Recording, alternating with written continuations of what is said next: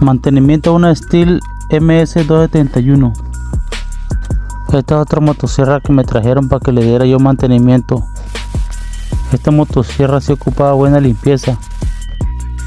Le limpié el área del carburador, el área del escape, el área también donde va montada el jalón para prender. También le cambié las bujías y también el filtro de gasolina porque ocupaban.